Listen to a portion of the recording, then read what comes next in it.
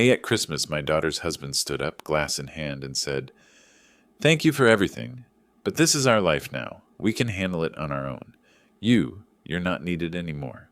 His words were not shouted. They landed like ice in a warm room, sharp, silent, and unforgiving.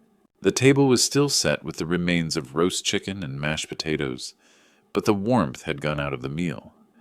Around him, his daughter's eyes filled with confusion, loyalty pulled between two worlds. His son-in-law sat back, arms crossed, as though he had merely delivered a weather report. No malice in his tone, only resolute finality. The man who had proudly watched his little girl grow, taught her to tie her shoes, cheered at her graduation, held her hand through heartbreak, nodded once, slowly. He folded his napkin and placed it beside his plate without a word. His heart squeezed, not from anger, but from an ache deeper than any blow could inflict. He had helped launch this business with the first seed money, co-signed the loan that kept them afloat in the early days, stood quietly in every boardroom when asked for his advice. And now he sat as a stranger, unwanted under the roof he'd helped finance. He rose from the table, steady but heavy, each step measured. He left his chair empty, the cushion still bearing the imprint of his presence, as if to say, "I will always occupy this place, even when you wish I would not." He did not slam the door. He did not argue.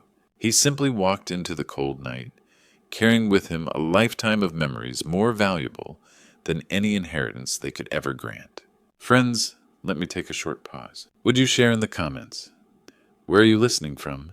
Have you ever been in a situation where someone you supported told you to stay out of their life? If this story resonates, please like this video, subscribe, and share it with someone who needs to hear it.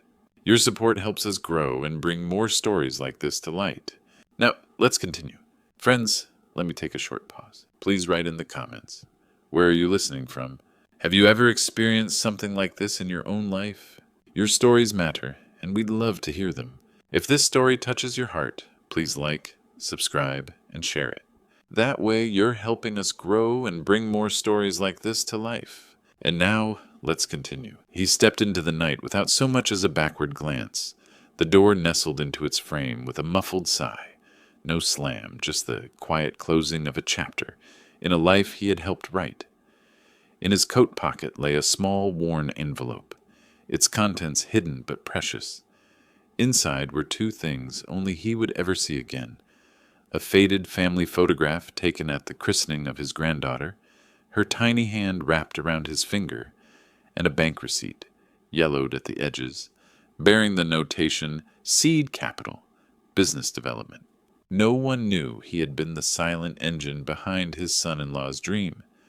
They toasted independence and self-reliance at the dinner table, unaware that those very words were built on the money he transferred under the guise of a gift to my daughter.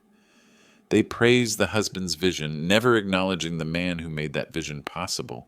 As he walked down the street, the city lights blurred into ribbons of gold and silver. Each step carried the weight of unspoken gratitude and unacknowledged sacrifice. He remembered late nights poring over balance sheets in his study, the solitary calculator clicking like heartbeats in the darkness, ensuring the right number would appear in the right account at dawn. He remembered the pride he felt when the business first turned a profit, a pride he never voiced, never needed to, believing it was reward enough to see his daughter secure. Now that reward felt hollow. The woman he raised, the man he trusted, had removed him from the picture as if he were an obsolete tool. And he bore it all in silence, clutching the envelope close, its paper soft against his palm. It held the proof of his love, tangible yet hidden, and reminded him that generosity, when given without condition, could be returned as erasure. Yet in that quiet walk through empty streets, he understood something fundamental. Blessings need not be celebrated. They thrive in the unseen places, in the hushed corners of sacrifice. And sometimes, the greatest blessing is the knowledge of what you carried out of sight, so others could stand in the light. He remembered the moment clearly. It wasn't dramatic. No grand speeches, no tight embraces, no confetti or fireworks. Just a quiet Tuesday night, long after the rest of the world had gone to sleep. The house had been still, the kind of stillness that only comes when the children are grown, and the rooms carry more memories than noise. He had made himself a cup of weak tea, more for the warmth than the taste, and sat down at his old desk, the one with scratches from school projects, from his daughter's elbows, from the years that had passed too fast.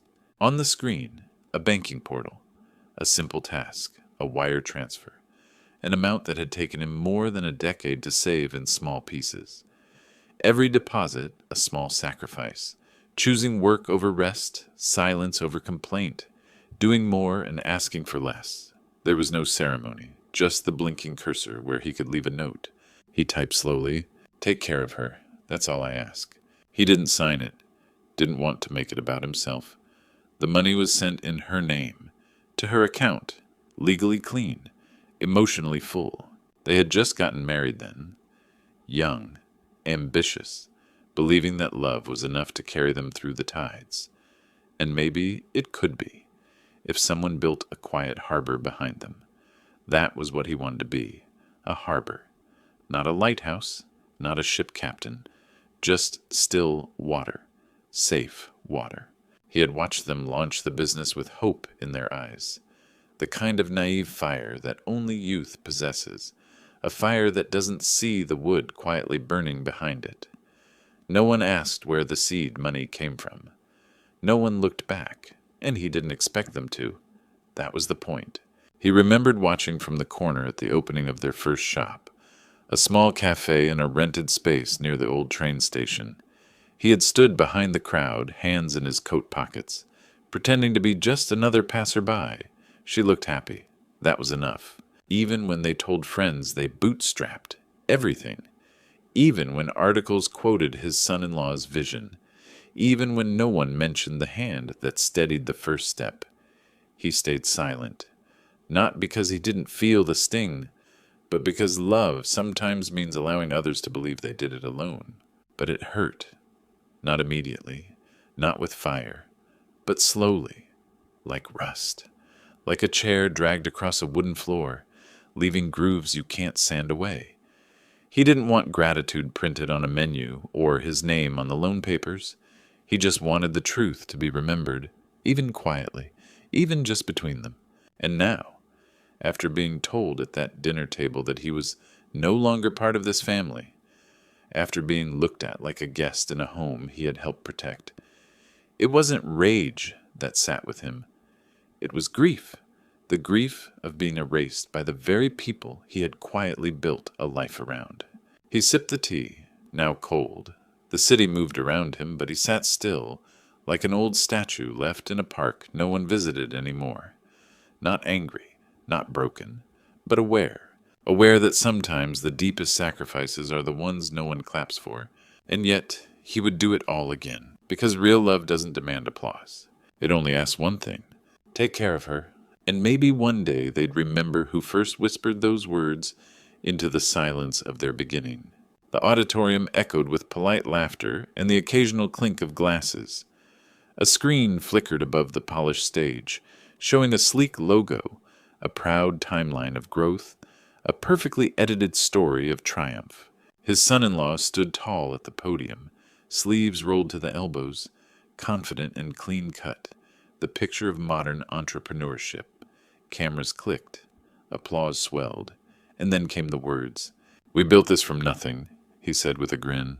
"No handouts, just vision, hard work, and belief in ourselves." The room applauded louder. A few heads nodded with admiration. A local reporter scribbled the quote, already imagining the headline. The old man, sitting in the back row beneath a flickering light bulb, didn't move. Not a blink, not a breath. He had heard many things in his life, but this silence, this omission was louder than any insult. No handouts. As if the transfer of a life's savings had never existed. As if the sleepless nights worrying, the quiet support, the whispered blessings, all of it had evaporated into nothing. He lowered his eyes, not to hide his pain, but to preserve what dignity he could still hold on to. His hands, resting in his lap, had built shelves for their first cafe, stayed up assembling furniture, and carried boxes into place while no one noticed. Those same hands now gripped each other gently, like one does when trying not to shake. His daughter stood at the edge of the stage, beautiful, polished. A grown woman now, far from the little girl who once asked him to braid her doll's hair or check under the bed for monsters. She smiled when the crowd clapped. She even wiped a tear when her husband called her his rock. But she never looked at the back of the room, never searched for the man who used to carry her to bed when she fell asleep in the car.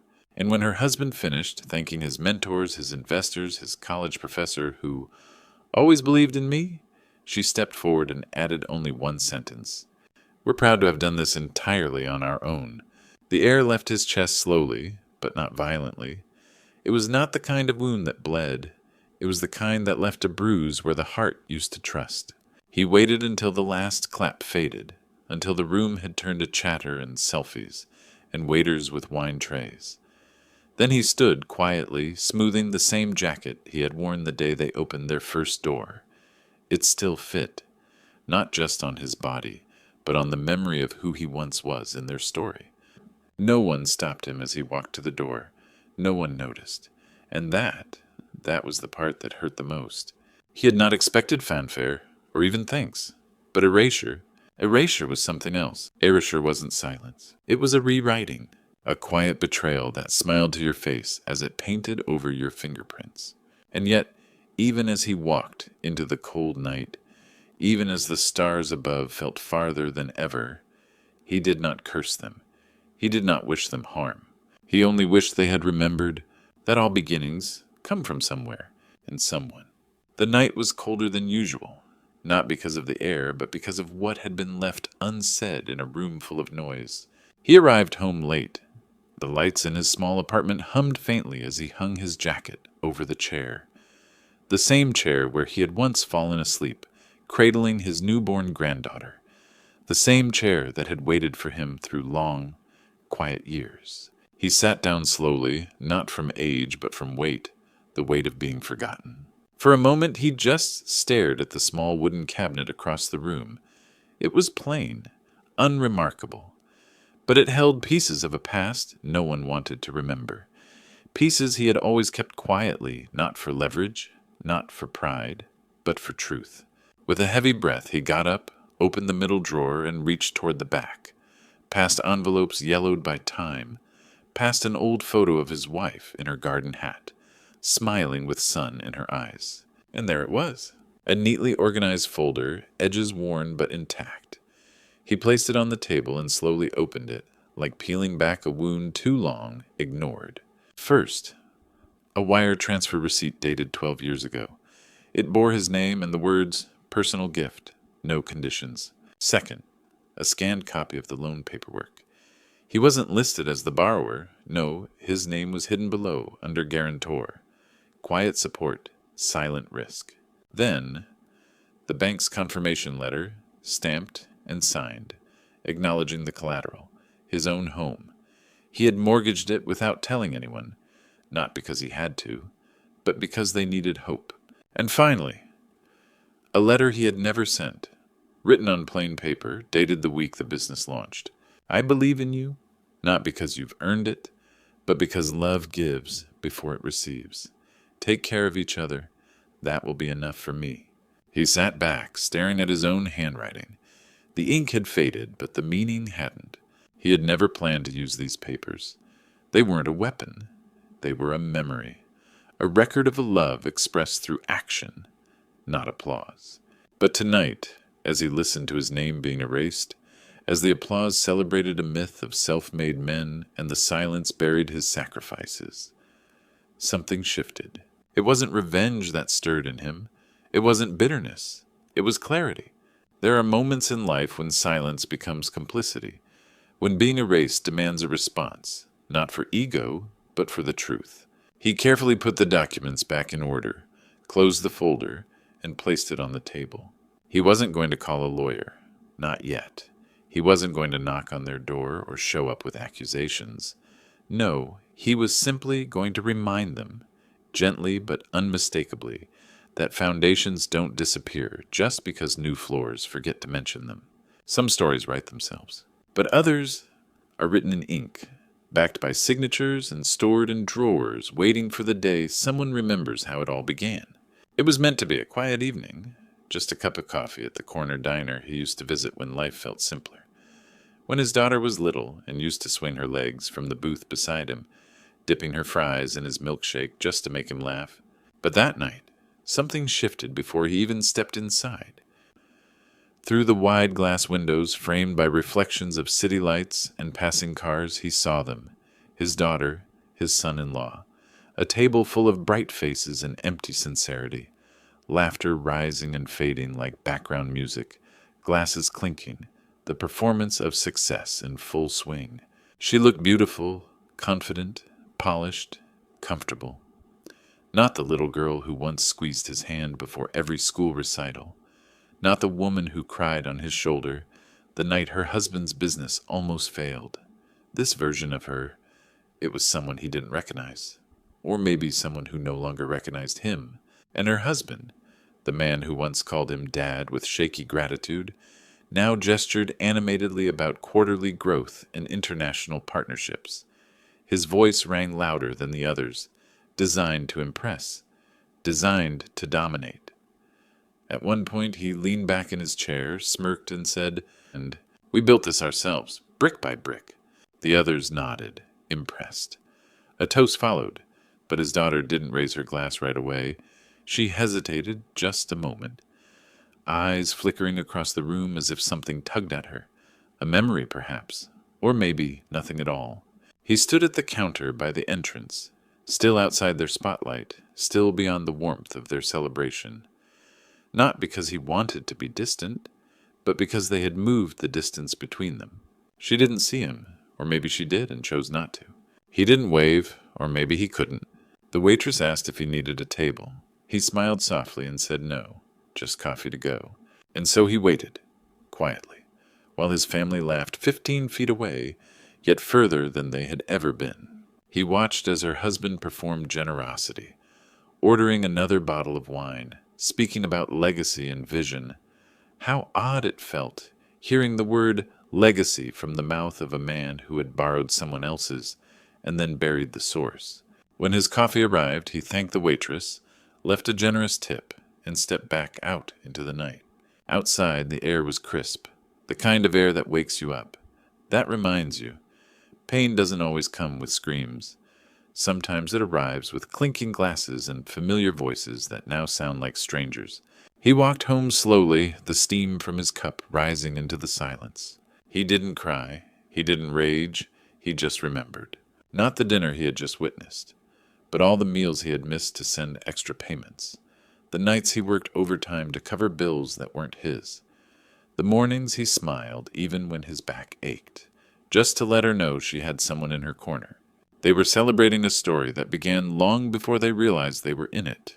And that night, as he turned the key to his door, he knew they may have chosen to forget the beginning. But the story wasn't over.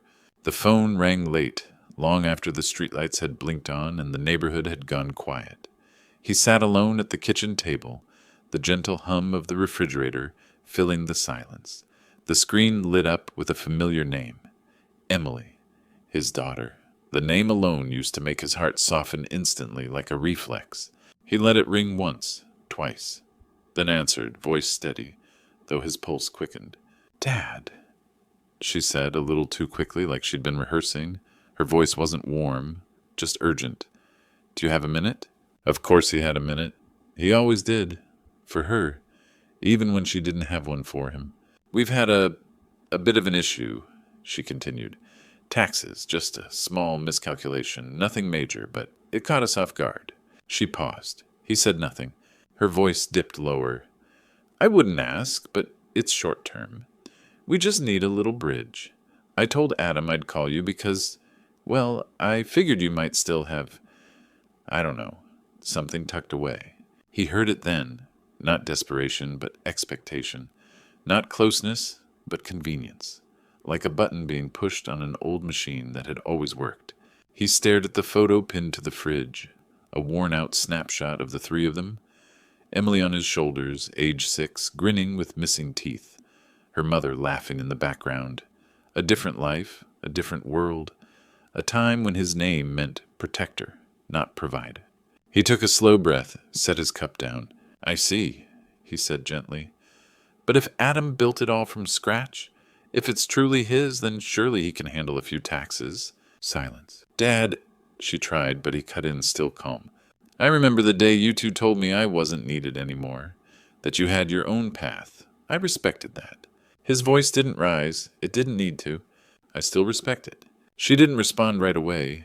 He imagined her standing there with the phone pressed to her ear, realizing that for once, the silence wasn't his submission. It was his choice.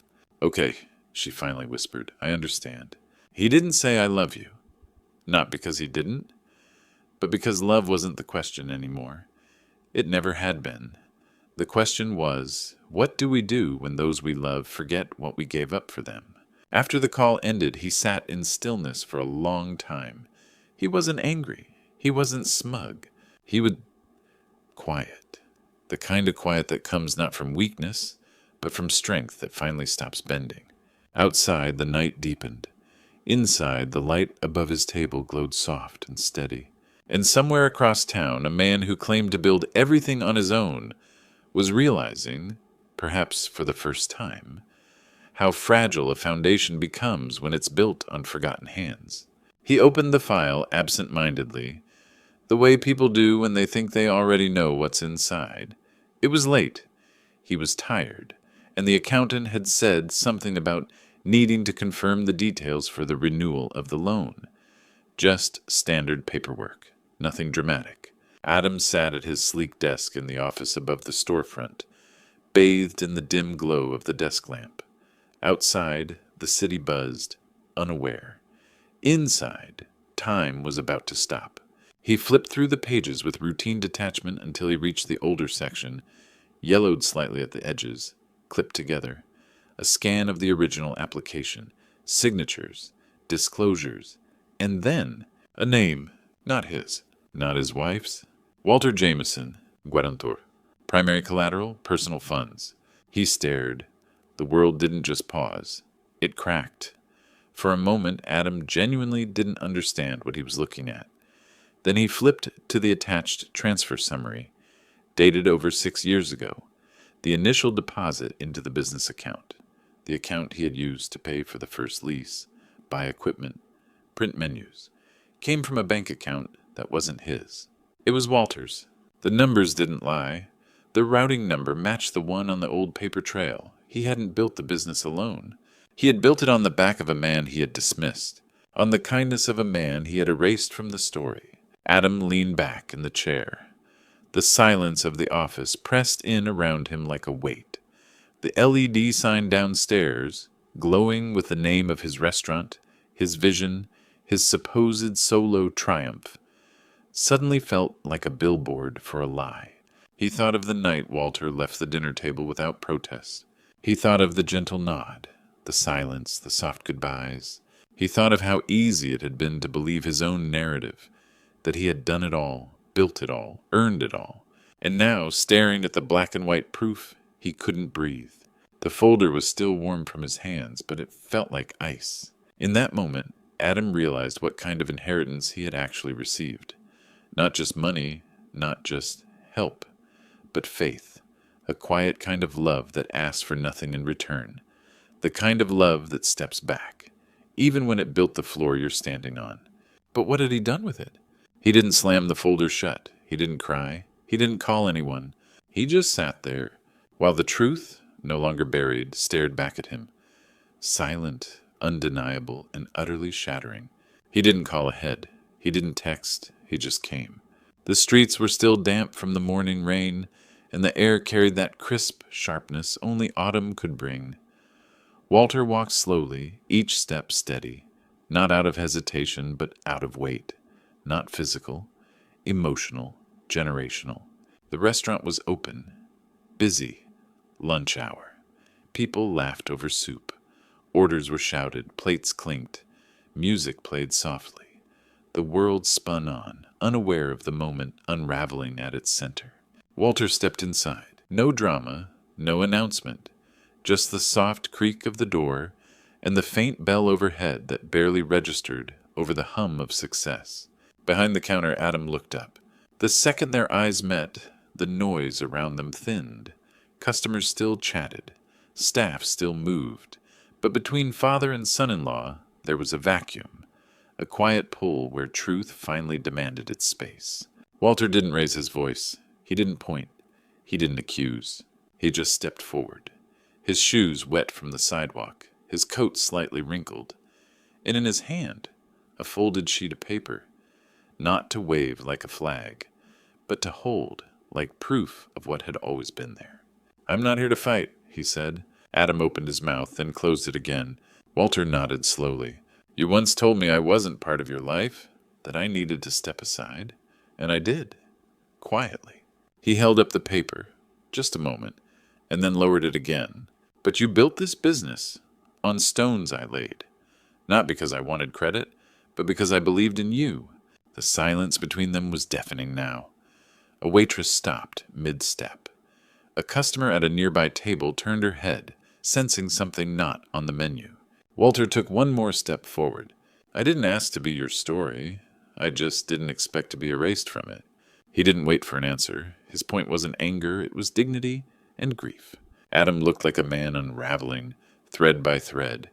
The confidence, the pride, the curated image, it all flickered, unsteady. "I made no demands when I gave," Walter said, "but now I see I should have at least asked for remembrance." He didn't drop the paper. He didn't slam it down. He just set it gently on the counter. It wasn't a receipt, it was a mirror. And as he turned to leave, he added just one sentence. So quiet, Adam almost missed it. "Honor doesn't come from ownership. It comes from remembering who helped you build." And then Walter walked out. Not defeated, not bitter, but free. Not because he was released, but because he had finally spoken. She sat in the car long after the engine stopped. The letter from her father rested on the passenger seat. A short note. No accusations, just a line. "Tell your husband I hope the truth didn't come too late." Her hands trembled, not from fear, but from something colder. Recognition. For months she had watched her father grow quieter. She had mistaken it for age, for fading. But now she saw it for what it truly was. Restraint. Love that refused to compete. Dignity that wouldn't beg. She remembered childhood mornings. The way he'd leave for work before sunrise and return with hands stained in oil but heart wide open. She remembered her college tuition magically covered when she knew money was tight. The way he never said no, only "I'll figure it out." But memory is a fragile thing when comfort enters the room, and she had grown comfortable. She thought back to the night Adam said it. "We're building our own life now. He doesn't have to be in everything." She had nodded, not out of agreement, but out of exhaustion, out of convenience. Now she sat between two legacies, the man who built without applause and the man who presented borrowed bricks as his own. Inside, Adam paced. The file still sat on the counter, open, undeniable. The name Walter M. Bishop, printed in clean ink, dated, notarized. He had said it was his vision, his risk. But he had never risked what Walter had, the invisible investments, the faith, the unconditional giving. She stepped inside, quietly. Adam looked up. "He ambushed me." Her eyes narrowed, not in anger, but in disbelief. "Ambushed?" "No," she said, her voice flat. "He showed up for something he built." Adam stammered. "I didn't think—" She interrupted. "Exactly. You didn't think about what it meant to him or to me?" She turned to the window. Outside, she imagined her father walking away, as he always had, quietly, without needing thanks. And suddenly all those silences, all those dinners where he said nothing, all those smiles that didn't quite reach his eyes, came back. He hadn't left because he was wounded. He left because he loved her enough to make room. And now she saw what that silence had cost. She whispered, not to Adam, not to herself, but to the memory just beyond the glass. "I'm so sorry, Dad. I should have noticed. And for the first time, the space between loyalty and guilt cracked wide open. She wasn't just a daughter torn. She was a woman waking up, too late, to the sound of a door that never slammed, but closed with grace. The office lights buzzed faintly overhead, casting a pale glow over polished wood and cold steel. The room smelled like fresh paper and old tension, the kind that builds not in hours, but in years. Adam sat at the end of the conference table, his blazer still on, but he looked smaller than usual. Less like the entrepreneur he projected in glossy brochures, more like a man cornered by something he didn't see coming, or didn't want to. Before him lay a thick folder stamped and sealed. Inside, no secrets, no drama, just truth. Plain, administrative, undeniable truth, and that made it harder to fight. One of the attorneys, a seasoned woman with silver at her temples and precision in her voice, adjusted her glasses and cleared her throat. "Mr. Hartley," she began, "your company's foundational loan, including the revolving line of credit issued 5 years ago, is still legally bound to a co-signer." Adam didn't flinch, but his jaw tightened. He already knew what was coming. The co-signer, Walter M. Bishop, is listed on every principal document, including the security agreement and the cross-default clause. The other attorney, younger but equally direct, slid a single page across the table. It was the original credit agreement. Highlighted in yellow was the line that broke the illusion. "Guarantor, Bishop, Walter M." Adam looked at the signature, that quiet curved hand. No flourish, no performance, just a man who meant what he wrote. The older attorney leaned forward. "Because Mr. Bishop is still legally bound to the account, no restructuring, refinancing, or transaction involving primary assets can proceed without his express written consent." There was a pause, not dramatic, just deliberate. Adam finally spoke. "What if he doesn't consent?" Silence. Then the younger attorney responded, "Then legally your access is limited. No capital infusion, no investor movement, no asset collateralization. In short, the company stands still." Adam stood up suddenly, walking toward the tall glass window. Below, the city buzzed in its evening rhythm, cabs honking, lights flickering on in offices and apartments, people moving, everyone in motion, except him. He remembered that first night, the one he'd buried under layers of spin and denial. When the loan was approved, when the email came through, his wife had cried, he had laughed. They opened champagne, and he never said thank you, not to Walter. Because back then, Walter was just her dad, a relic, a handyman who worked with his hands and spoke only when needed, a man who lent money not with contracts, but with trust, and Adam had mistaken that for weakness. Now, that same man, silent, distant, almost invisible, was the reason the business existed, and the reason it might now collapse. He walked back to the table, this time slower. "What if," he began, voice rougher, "what if I offer him equity? A seat on the board?" The lawyer tilted her head. "Sir, I believe you're misunderstanding something. Mr. Bishop doesn't want control. He already has it. Not through aggression, through history, through fact." Adam sat back down. He didn't know what to say. Not because he lacked words, but because no apology would sound genuine enough. Not anymore. And then the thought hit him, hard and clear. He had tried to build a life by erasing the one who gave him the first stone.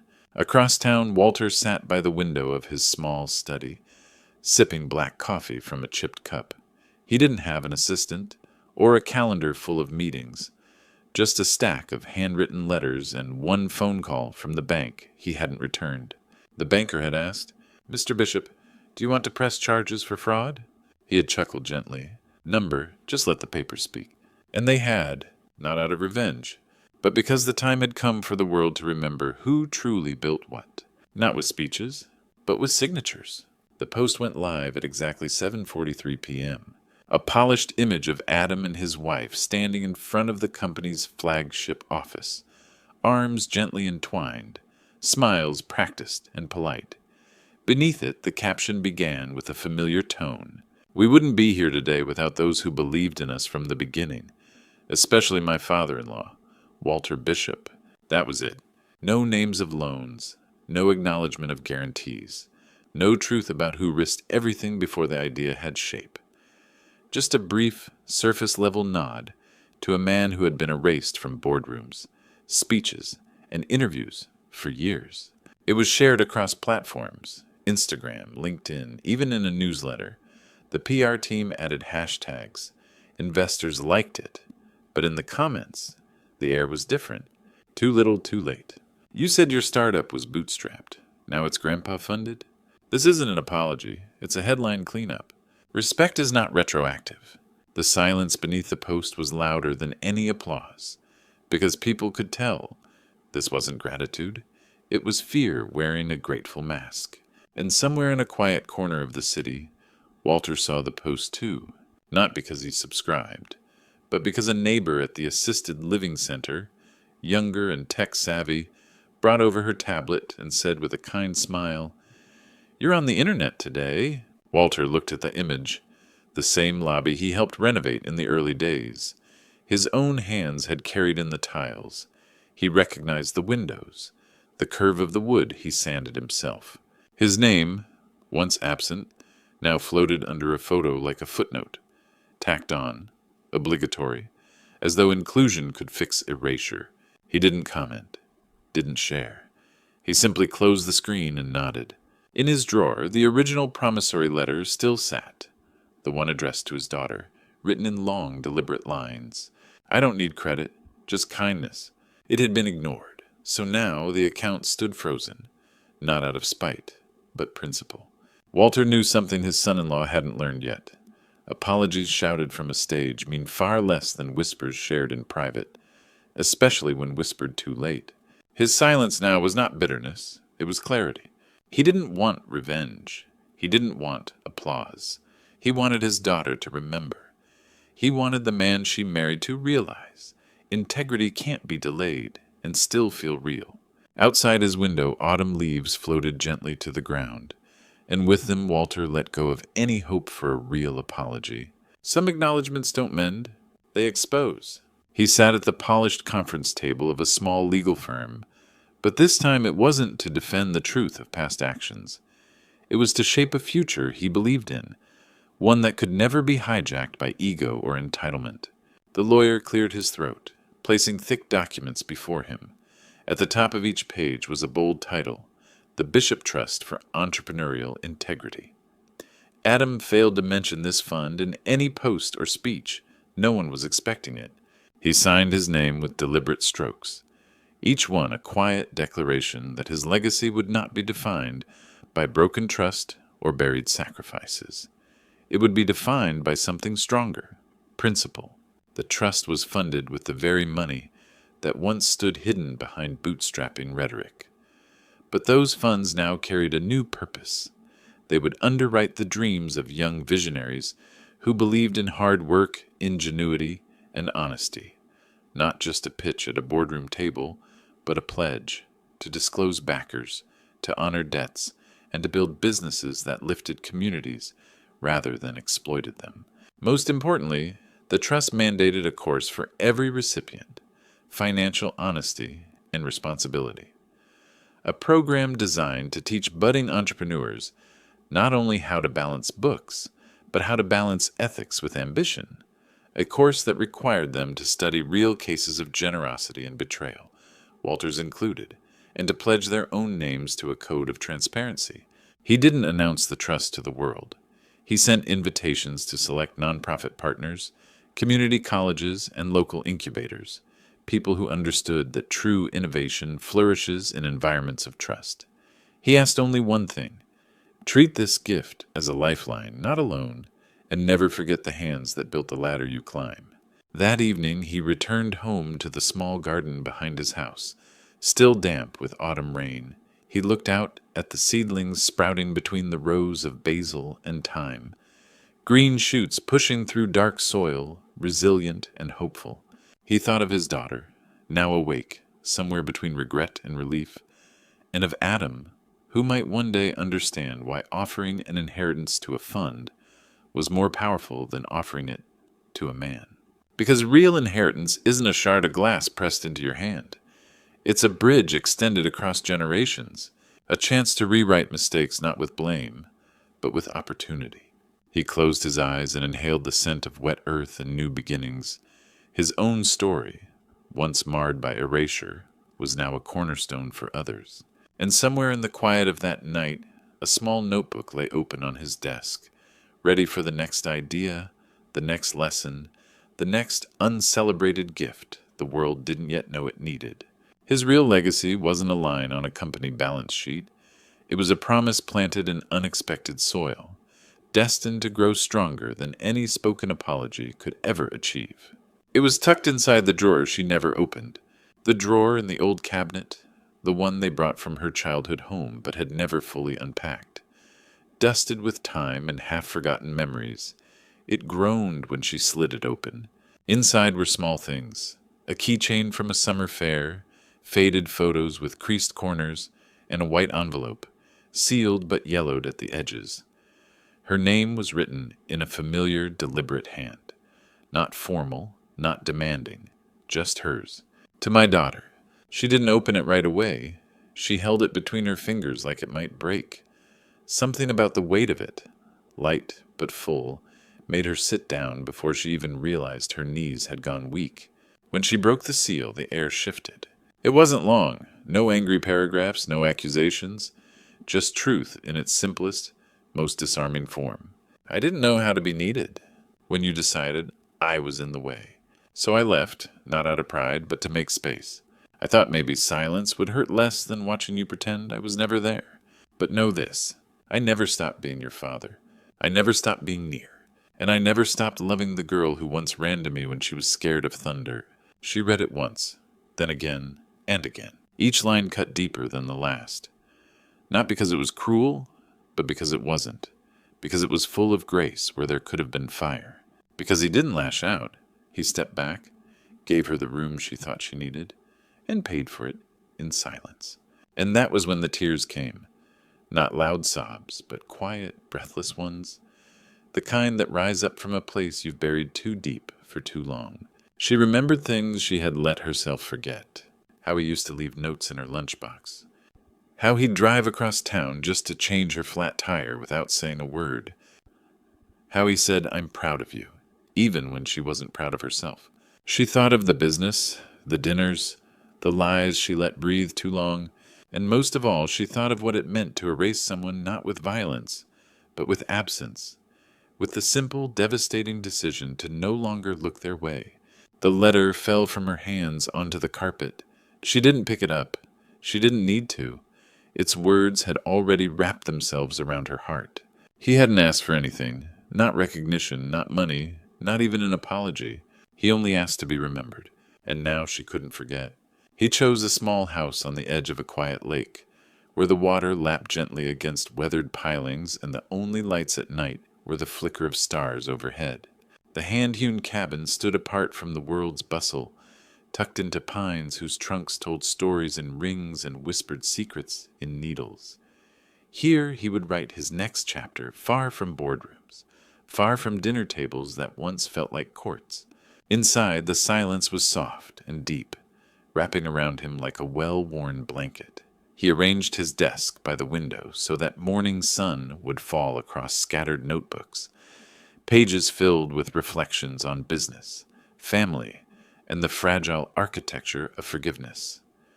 Each spiral-bound journal was a monument to a lesson learned, how generosity unchecked can become invisible, how love given without conditions can be mistaken for obligation, how absence sometimes speaks clearer than presence. He rose with the dawn and walked to the water's edge, letting the cool air stir memories like fallen leaves. He thought of his daughter reading the letter, of her tears washing away years of unintentional pain. He thought of Adam, humbled by the revelation that the foundations of his success were built with hands he'd tried to forget. He reflected on every silent blessing he had offered, and on the moment he found the strength to say, not with anger, but with quiet dignity, "I hope the truth didn't come too late." Back in the cabin, he opened a fresh notebook and dipped his pen in ink. He didn't write for fame. He wrote for clarity, for the chance that someone else, Reading these lines a generation from now might recognize the power of stepping forward without expectation, or stepping back without resentment. He wrote about the trust for entrepreneurial integrity, about the seedlings of kindness that needed both roots and room to grow. He wrote about small hands teaching big lessons, about how the greatest inheritance is not money, but the courage to remember. Outside, the loons called across the glassy water, and clouds drifted high, untethered. He closed the notebook and set it on the shelf beside the others, each one a testament to a life lived in the quiet space between giving and letting go. The cabins around him were empty at this hour, their occupants still dreaming. But he was awake, not because he was restless, but because he was resolute. He had not vanished from their lives. He had simply moved to a place where his presence would be felt differently, not in spoken words or demanded duties, but in the stillness they would eventually learn to honor. He was not outcast. He was elevated, above the noise that forgets, above the applause that fades, above the small definitions that diminish real worth. And in that elevated silence, he found peace, not because he had everything he wanted, but because he had given everything he could. Not because he was needed anymore, but because he had shown what it means to be present, without fanfare, without claim. He had not left them behind. He had risen so that they might see him clearly at last. He looked at the horizon where sky met water, took a deep breath, and whispered, not into the void, but into the space between their hearts and his, "I am here." And for the first time in a long time, he believed they would hear him.